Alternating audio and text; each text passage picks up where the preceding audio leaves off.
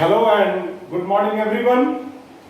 बारिश के वजह से नेटवर्क में काफी प्रॉब्लम आ गया है, जिसके वजह से डाउनलोडिंग काफी स्लो हो रहा है और अपलोडिंग भी काफी स्लो हो रहा है। मतलब वीडियो को अपलोड करने में बहुत ही परेशानी आ रही है, जिसके वजह से कल आप लोगों के पास वीडियो नहीं पहुंच पाया। तो आइए आज से नया चैप्टर हम लोग शुरू करते हैं। तो मैंने प्लान किया था कि मेंसुरेशन शुरू किया जाता, क्षेत्रमिति शुरू किया जाता, लेकिन मुझे ऐसा महसूस हो रहा है कि ऑनलाइन क्लास में क्षेत्रमिति को समझना आप लोगों को थोड़ा सा कठिन होगा। मतलब क्षेत्रमिति को समझ पाना आप लोगों के लिए थोड़ा सा मुश्किल होगा ऑनलाइन क्लास में। इसलिए मैंने सोचा कि अलजेब्रा में हाथ लगाया जाए। तो देखिएगा, ध्यान से समझिएगा। अलजेब्रा, अलजेब्रा बीजगणित कहते हैं हिंदी में। अलजेब्रा में 4 चैप्टर आप लोगों को पढ़ना है। पहला चैप्टर है बहुपद, दूसरा चैप्टर है 2 चर वाले रैखिक समीकरण युग्म, तीसरा चैप्टर है द्विघात समीकरण और चौथा चैप्टर है चौथा चैप्टर है समानांतर श्रेणी। तो कुल 4 चैप्टर आप लोगों को अलजेब्रा में पढ़ना है। चारों चैप्टर का नाम मैंने आपको बता दिया। आप लोगों के जानकारी के लिए मैं बता दूं कि अलजेब्रा से आपके एग्जामिनेशन में, अलजेब्रा से आपके परीक्षा में 20 से 25 नंबर का क्वेश्चन पूछा जाता है। मतलब इस 4 चैप्टर को मिला करके 20 से 25 नंबर का क्वेश्चन पूछा जाता है। और 5 नंबरिया 2 क्वेश्चन, 5 नंबरिया 8 को पूछता है, आप लोगों को पता है। 8 क्वेश्चन आता है 5 मार्क्स वाला। इस 8 में से 2 प्रश्न जो है वो अलजेब्रा से पूछा जाता है आप लोगों के बोर्ड परीक्षा में। तो अलजेब्रा का सबसे पहला चैप्टर है बहुपद। तो आज से हम लोग बहुपद को शुरू करते हैं। तो आइए, अलजेब्रा जो है वो एक तरीके से साइकिल का चैन है। जिस तरीके से साइकिल के चैन का अगर एक भी गोटी निकल जाता है तो साइकिल नहीं चल पाता है, वैसे ही अलजेब्रा के 4 चैप्टर में से अगर किसी भी चैप्टर को आप बेहतरीन तरीके से नहीं पढ़ोगे तो फिर बाकी चैप्टर उतना अच्छा से समझ नहीं आएगा। तो अलजेब्रा जो है वो लाइन बाय लाइन समझने वाला चीज है। अगर अलजेब्रा का डायरेक्ट कोई आपको समानांतर श्रेणी शुरू कर रहा है तो समानांतर श्रेणी समझने में काफी कठिनाई होगी, क्योंकि समानांतर श्रेणी में 2 चर वाले रैखिक समीकरण युग्म और द्विघात समीकरण दोनों का उपयोग है। और द्विघात समीकरण के लिए बहुपद को समझना आवश्यक है। बहुपद समझिएगा तो द्विघात समीकरण काफी बेहतर तरीके से समझ में आएगा। तो आइए आज से हम लोग शुरू करते हैं बहुपद। आप लोग बहुत छोटा चैप्टर है, मात्र 3 एक्सरसाइज का चैप्टर है और छोटा चैप्टर है। 6-7 क्लास में आप लोग का बहुपद खत्म हो जाएगा। और बहुपद से आप लोगों को लगभग 5 से 7 नंबर का क्वेश्चन बोर्ड एग्जाम में पूछता है। तो बहुपद आज से शुरू करते हैं। बहुपद शुरू करने से पहले थोड़ा सा एक चीज के बारे में मैं आपको पढ़ाना चाहूंगा। बहुत बच्चे जानते होंगे, बहुत बच्चे नहीं जानते होंगे। तो मैं ऑनलाइन क्लास में 0 लेवल से लेकर के चल रहा। हो सकता है कुछ बच्चों को बोरिंग फील हो कि सर ये सब चीज तो आपने पढ़ाया हुआ है, तो क्या हो जाएगा, एक बार रिवीजन हो जाएगा और जो बच्चे नहीं जानते होंगे वो जान जाएंगे। तो मैं एकदम 0 लेवल से आप लोगों को अलजेब्रा का पहला चैप्टर बहुपद शुरू कर रहा हूं। एकदम 0 लेवल से समझ में आने की पूरी गारंटी है। तो आइए, चर और अचर इंग्लिश में कहते हैं वेरिएबल और इसको कहते हैं नॉन वेरिएबल या कांस्टेंट। चर को क्या कहते हैं, वेरिएबल, और अचर को क्या कहते हैं, नॉन वेरिएबल। या अचर को ही नियतांक भी कहते हैं। अचर को ही नियतांक भी कहते हैं। नियतांक का अंग्रेजी होता है कांस्टेंट। क्या होता है, नियतांक का अंग्रेजी क्या होता है, कांस्टेंट। अचर का क्या होता है? Non variable. नॉन वेरिएबल और चर का क्या होता है? वेरिएबल। तो आइए समझते हैं कि चर क्या है और अचर क्या है। तो देखिए, जिसका मान बदलता हो, जिसका मान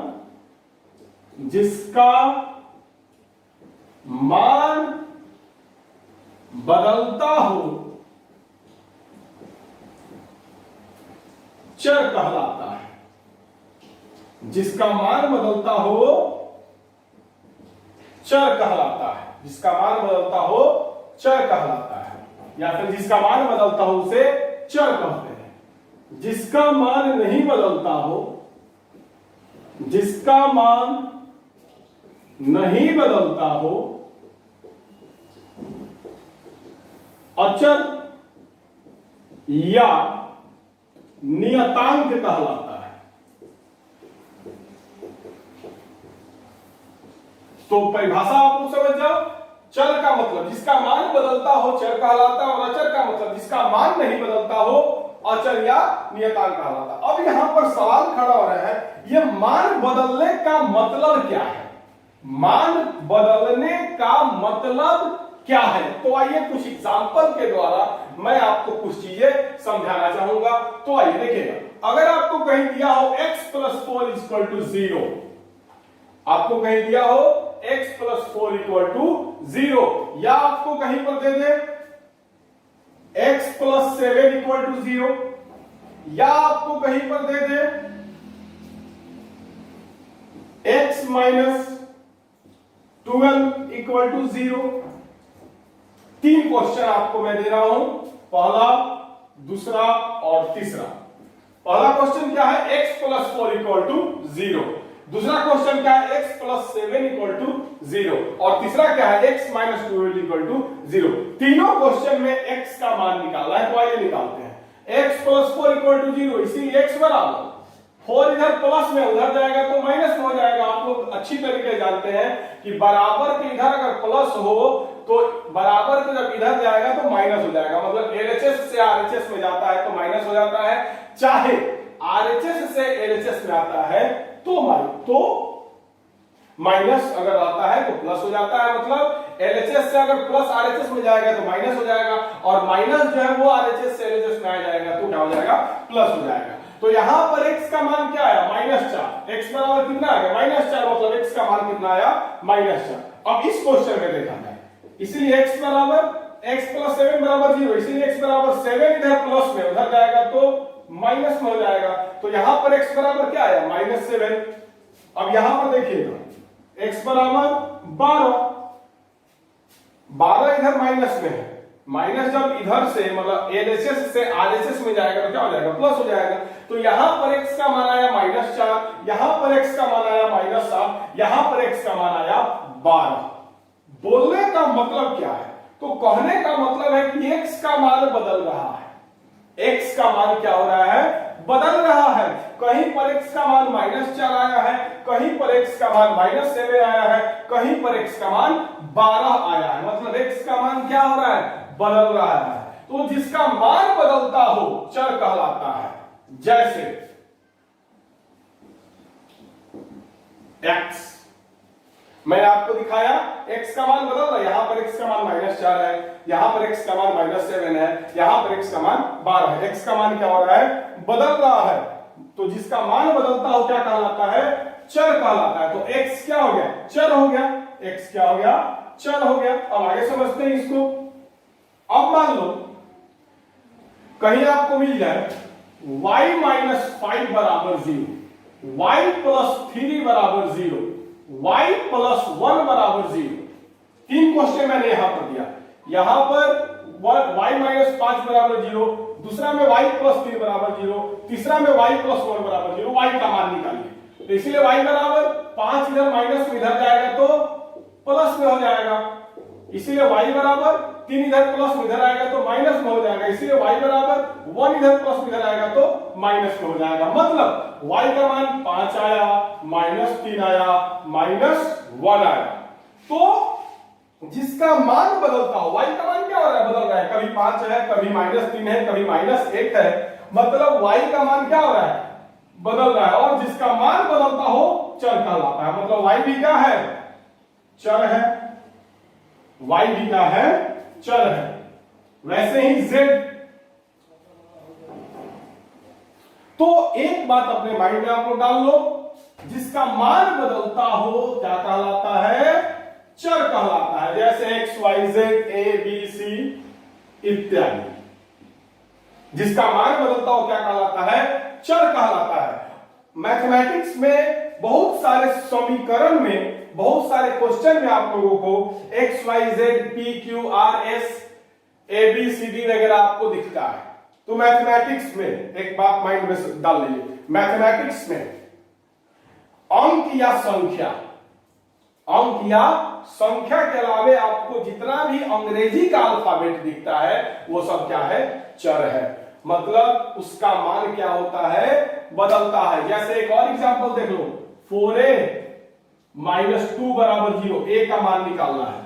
तो 4a बराबर 2 इधर माइनस में इधर आएगा तो प्लस हो जाएगा।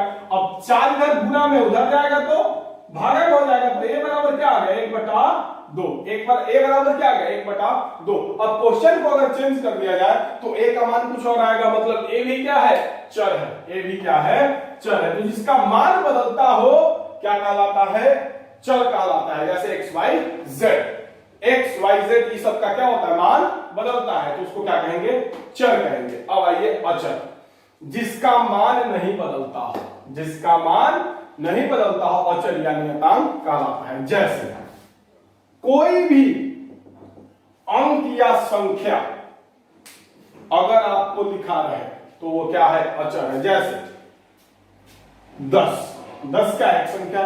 10 कभी भी बदलकर 5 हो सकता है, 10 कभी भी 5 के बराबर हो सकता है, ये संभव है। 10 तो कभी भी 10 ही रहेगा, 10 कभी भी बदलकर 5 के बराबर नहीं हो सकता है। इसलिए 10 क्या है, अचर है, 10 का मान नहीं बदलता है। अगर आइए कॉमा -7 क्या है, अचर है। -7 कभी भी बदल नहीं सकता, -7 कभी भी -7 ही रहेगा, उसका मान कभी भी बदल नहीं सकता। तो जिसका मान नहीं बदलता हो अचर या नियतांक कहलाता है। जैसे -7, तो -7 क्या है, संख्या है। कॉमा 7/15, 7/15 का मान कभी नहीं बदल सकता। 7/15 कभी भी 2/3 के बराबर नहीं हो सकता है। 7/15 कभी भी 2/3 के बराबर नहीं हो सकता है। तो 7/15 कभी भी 2/3 के रूप में नहीं बदल सकता है। 7/15 हमेशा 7/15 ही रहेगा। तो ये सब क्या हो गया, अचर हो गया इत्यादि। तो जिसका मान बदलता हो चर कहलाता है, जिसका मान नहीं बदलता हो अचर कहलाता है। x y z a b c d p q r s सब क्या होता है, चर होता है। और जो भी अंक या संख्या होता है वो सब क्या होता है, अचर होता है। वीडियो को पॉज करके उतारो, वीडियो को पॉज करके उतारो।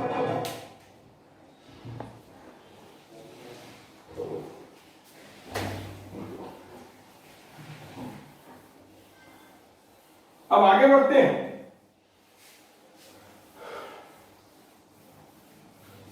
दो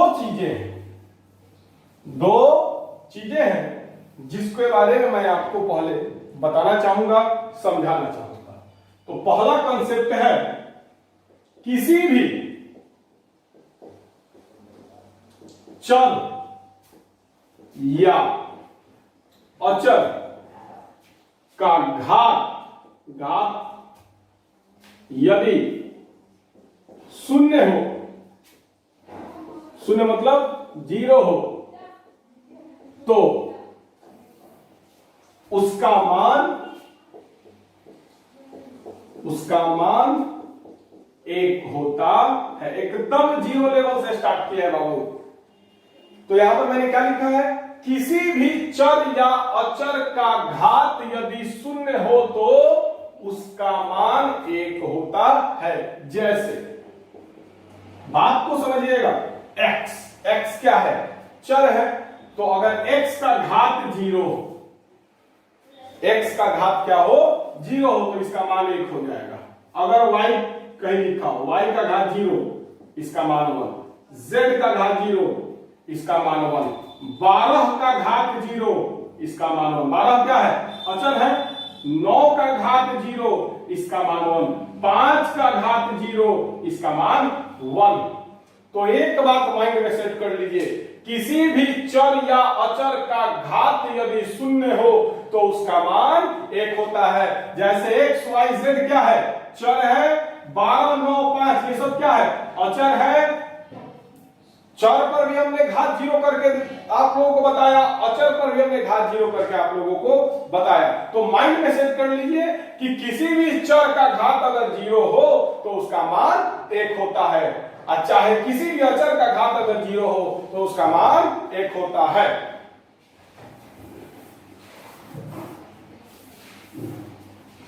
वीडियो को पॉज करके इस कॉन्सेप्ट को उतार सकते हैं, एग्जांपल मैंने लिखा हुआ है, वीडियो को पॉज करके आप उतार लो। तो माइंड में सेट कर लो, किसी भी चर या अचर का घात यदि शून्य हो तो उसका मान 1 होता है। ये सब चर है, ये सब अचर है, सबका घात 0 हो गया है, मान कितना आ गया 1। अब आगे बढ़ते हैं, एक और कंसेप्ट है जिसको कि अगर आप लोग लिख लें तो काफी बेहतर रहेगा, बहुपद समझने में आसानी होगी। हम बहुपद उड़ाने वाला काम नहीं करते हैं, हरेक शब्द को, गणित के हरेक शब्दों को समझना अति आवश्यक है। अगर गणित के हरेक शब्दों को आप बारीक तरीके से नहीं समझ रहे हो तो फिर गणित पढ़ने का कोई फायदा आपको नहीं है। अब आइए अगला कंसेप्ट है, किसी भी चर या अचर में 1 से गुना करने पर उसमें कोई परिवर्तन नहीं होता, कोई परिवर्तन नहीं होता है। अब आप लोग कहोगे सर ये क्या आप शुरू कर दिए, एक से आप लोग तो जानते हैं बाबू, जब हम पद के बारे में समझाएंगे तो इन सब चीजों की जरूरत पड़ेगी, इसलिए छोटी छोटी चीजों को समझते हुए चलो, रिवीजन हो जाएगा, कोई दिक्कत नहीं है। तो यहां पर मैंने क्या लिखा है, तो मैंने लिखा है किसी भी चर या अचर में 1 से गुना करने पर उसमें कोई परिवर्तन नहीं होता, मतलब 1 से गुना करने पर कोई फर्क नहीं पड़ता है, कुछ नहीं होता है। अगर मान लो x लिखा हुआ है, y लिखा हुआ है, z लिखा हुआ है, ये सब क्या है चर है, x y z ये सब क्या है चर है। इसमें 1 से गुना करो, x में 1 से गुना किए, y में 1 से गुना किए, z में 1 से गुना किए, x में 1 से गुना किए कोई परिवर्तन नहीं हुआ, x का x ही रह गया, y में 1 से गुना किए कोई परिवर्तन नहीं हुआ, y का y ही रह गया, z में 1 से गुना किए कोई परिवर्तन नहीं हुआ, z का z ही रह गया। या 5 17 213 ये सब क्या है अचर है, ये सब क्या है अचर है। तो आइए इस सब में से भी 1 से, इस सब में भी 1 से गुना करके मैं देख रहा हूं, 5 में 1 से गुना किया 5 ही हुआ, 17 में 1 से गुना किया 17 ही हुआ, 213 में 1 से गुना किया 213 ही हुआ, मतलब कोई परिवर्तन नहीं हुआ। तो बात को ध्यान समझिएगा, किसी भी चर या अचर में ये सब x y z क्या है चर है, 5 17 213 क्या है अचर है। तो किसी भी चर या अचर में 1 से गुना करने पर, चर में भी हमने 1 से गुना किया है, अचर में भी हमने 1 से गुना किया है, तो किसी भी चर या अचर में 1 से गुना करने पर उसमें कोई परिवर्तन नहीं होता है। मतलब 1 से किसी भी संख्या में अगर आप गुना कीजिएगा तो उस संख्या में कोई परिवर्तन नहीं होगा, कोई बदलाव नहीं होगा, जो संख्या था वही संख्या रह जाएगा। तो वीडियो को पॉज करके उतारिए।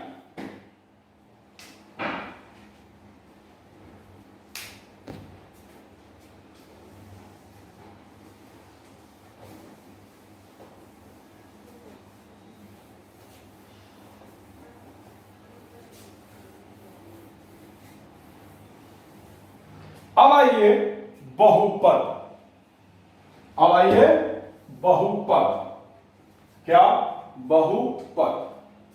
अब हम लोग शुरू करेंगे बहुपद, तो ध्यान से देखिएगा, बहु जोड़ पद। बहुपद को जब हम लोग संधि विच्छेद करेंगे तो बनेगा बहु जोड़ पद। बहु का मतलब तो आप जानते हो, बहु मतलब एक से अधिक। बहु का मतलब तो आप जानते हो, बहु। पद का मतलब क्या होता है? अब यहां पर सवाल उठता है कि पद क्या होता है। पद का अंग्रेजी होता है टर्म। ये जो पद मैंने लिखा है जिसका अंग्रेजी होता है टर्म, पद का मतलब क्या होता है यह समझने वाली बात है। तो आइए, पद का मतलब होता है चर एवं अचर के गुणनफल। चर एवं अचर के गुणनफल को पद, चर एवं अचर के गुणनफल को पद कहते हैं। पद का मतलब क्या हो गया? तो चर एवं अचर के गुणनफल को पद कहते हैं। पद का परिभाषा अगर आपसे कोई पूछ रहा है पद क्या होता है, पद किसे कहते हैं, तो पद का मतलब चर एवं अचर के गुणनफल को पद कहते हैं। अब आइए पद के बारे में समझा जाए। तो ध्यान से देखिएगा, मैंने वहां पर बता तो दिया कि चर एवं अचर के गुणनफल को पद कहते हैं। अब यहां पर समझने की बारी है। अगर मैं आपको लिख रहा हूं 4x, मैंने क्या लिखा? 4x। 4x का मतलब क्या होगा? तो 4x का मतलब होगा 4 गुना x। यहां पर मैंने 4x लिखा है, 4x का मतलब क्या होगा? 4 गुना x। 4x का मतलब क्या होगा? 4 गुना x। 4 क्या है? अचर है। x क्या है? चर है। और इस चर और अचर के बीच में संबंध किस चीज का है? गुना का है। इस चर और इस अचर के बीच में संबंध किस चीज का है? गुना का संबंध है। तो यहां पर चर और अचर के गुणनफल को ही क्या कहेंगे? पद कहेंगे। मतलब 4x क्या है? एक पद है। 4x क्या है? एक पद है। अब आइए, अगर मैं आपको लिख रहा हूं 7y, मैंने क्या लिखा? 7y। 7y का मतलब क्या होगा? 7 गुना y। 7y का मतलब क्या होगा? 7 गुना y। यहां पर 7 क्या है? अचर है और y क्या है? चर है। अब इस चर और अचर के बीच में संबंध किस चीज का है? तो गुना का है। इस चर और अचर के बीच में संबंध किस चीज का है? गुना का है। मतलब चर और अचर का गुणनफल। तो 7y भी क्या हो गया? पद हो गया। 7y भी क्या हो गया? पद हो गया। अब एक और चीज मैं आपको बताना चाहूंगा।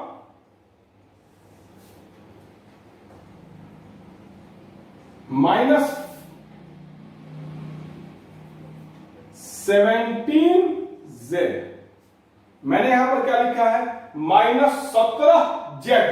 -17z। -17z का मतलब क्या हुआ? तो -17 गुना z।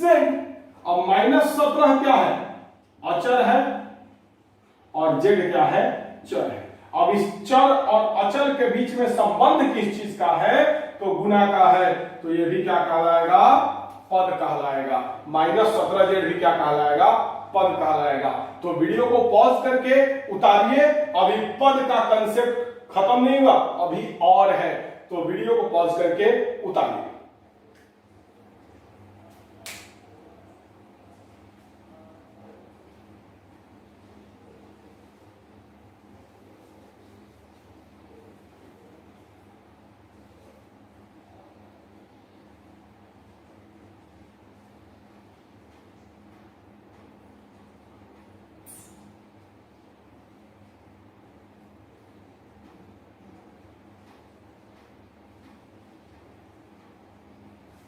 अब आगे बढ़ते हैं। तो ध्यान दीजिएगा,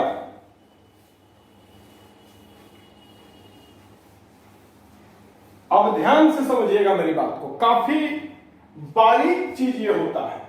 कोई भी टीचर जल्दी आपको समझाता नहीं है, डायरेक्ट बहुपद स्टार्ट करता है, बहुपद का प्रकार बता दिया, क्वेश्चन बनवाना शुरू कर दिया।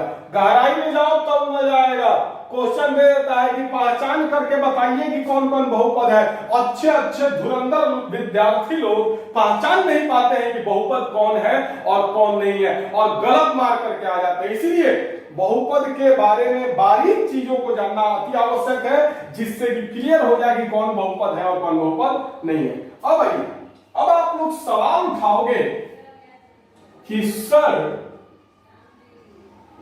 आप तो बोल रहे हैं कि चर और अचर के गुणनफल को पद कहते हैं, और जैसे में आप लोग लिख दिए 4x 7y माइनस 17z इत्यादि, ये सब आपको पद है।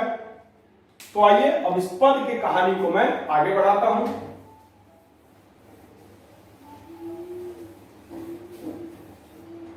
तो ध्यान से देखिएगा, अब मैं यहां पर लिख दे रहा हूं 15। मैंने क्या लिखा?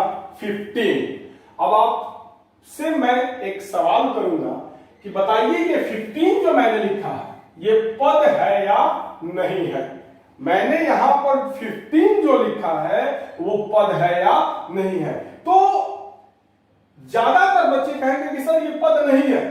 तो मैं पूछूंगा क्यों? तो बच्चे बोलेंगे कि सर आपने तो बताया कि चर और अचर के गुणनफल को पद कहते हैं, लेकिन यहां पर तो सिर्फ और सिर्फ अचर है। ये 15 क्या है? अचर है। ये 15 तो अचर है, तो फिर ये पद कैसे हो जाएगा? पद का मतलब तो चर और अचर का गुणनफल होता है, तो ये सिर्फ 15 पद कैसे हो जाएगा? मैं बोलूंगा ये पद है। अब कैसे है तो समझिएगा। 15, मैंने क्या लिखा? 15। अब ध्यान पूर्वक समझिएगा। 15 को हम लोग लिख सकते हैं 15 गुना 1।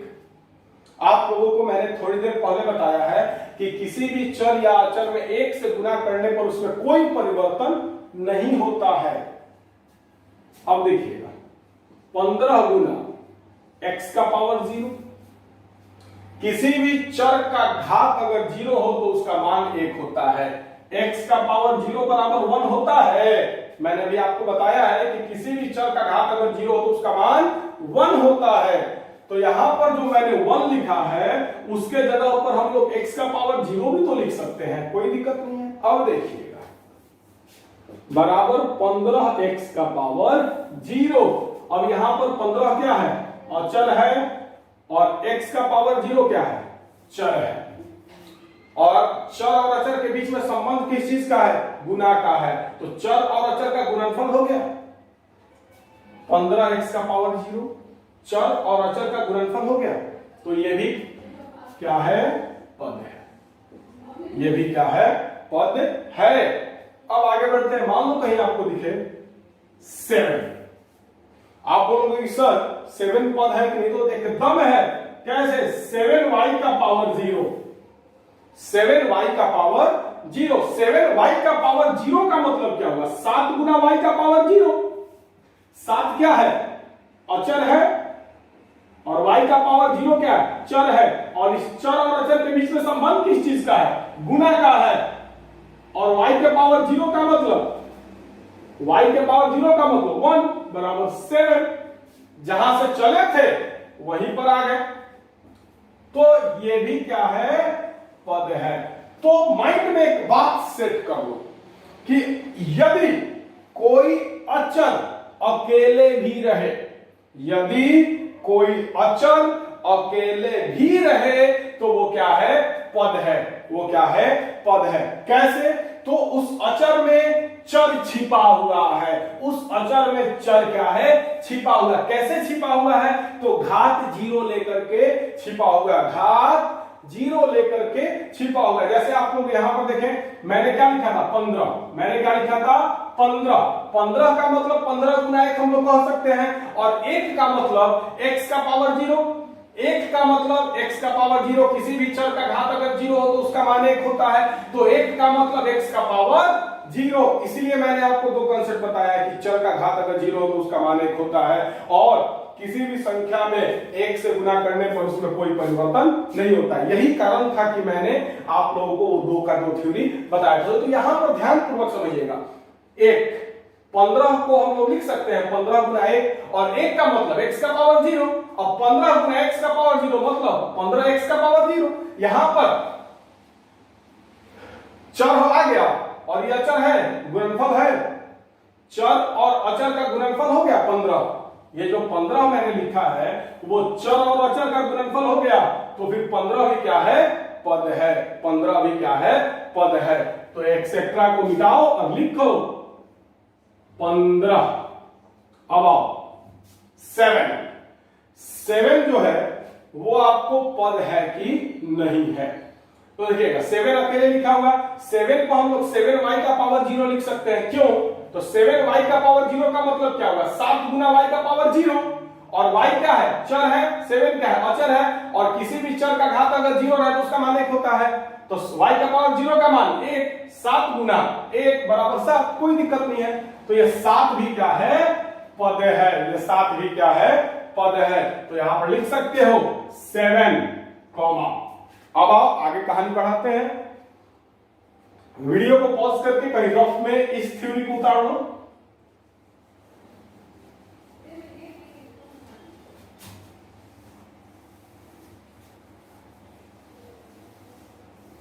अब आइए, अब आप कहोगे कि सर अगर अचर अकेले हो तो वो पद है क्योंकि उसमें चर छिपा हुआ है, लेकिन अगर कोई चर अकेले है तो वो पद है या नहीं। तो सवाल उठता है कि अगर कोई चर अकेले है, जैसे मान लो मैंने लिख दिया x, मैंने क्या लिख दिया x, अब ये x पद है कि नहीं है। तो आप लोग कहोगे सर इसमें तो कोई मामला नहीं है, ये तो चुपचाप बेचारा अकेले है, इसमें तो अचर दिख नहीं रहा है, तो ये पद नहीं होगा, ये पद है। अब कैसे है वो देखिएगा, यहां पर x लिखा हुआ है, x को हम लोग लिख सकते हैं 1 गुना x, 1 गुना x मतलब 1x, मतलब 1x। x क्या है, चर है, 1 क्या है, अचर है, और बीच चर और अचर के बीच में संबंध किस चीज का है, गुना का है। तो मैंने आपको परिभाषा लिखवाया था, चर और अचर के गुणनफल को पद कहते हैं। चर और अचर के गुणनफल को क्या कहते हैं, पद कहते हैं। तो अगर कोई चर अकेले भी दिखाई दे तो वो पद है। क्यों? क्योंकि उसके साथ गुना में एक छिपा हुआ है, उस चर के साथ गुना में एक छिपा हुआ है। आप x को 1x भी लिख सकते हो या y को 1y भी लिख सकते हो, कोई दिक्कत नहीं। सिर्फ अगर y कहीं लिखा हुआ तो y को आप 1y भी लिख सकते हो, अगर कहीं z लिखा हो तो z को आप 1 गुना z मतलब 1z भी लिख सकते हो। मतलब क्या होगा तो कोई चर अगर अकेले भी लिखा रहे तो वो पद है। क्यों? क्योंकि उसके साथ गुना में एक छिपा हुआ है।